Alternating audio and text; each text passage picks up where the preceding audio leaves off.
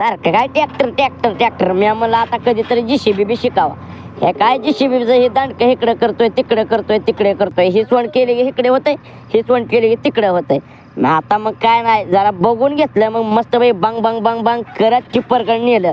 टिप्परकडे हाय असं वरे घेतलं आणि वरनं दिलं टाकून. मग कसं असतं आपल्याकडे मित्रांनो. पण ही टिप्पर भरायला लागला 2 तास. मला मालक लागला वरडाय, पण आपल्या मित्राचाच होता जीसीबी, त्यामुळे काही टेन्शनच नाही.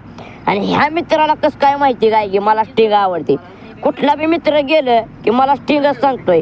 त्या मित्रांमुळे तर मला स्टिंगची सवय लागली, दारूची सवय लागल्यासारखं झाली. काय सांगायचं. तोपर्यंत इकडे मित्र म्हणते तुला छोटा हाती जमतंय का नाही बघू.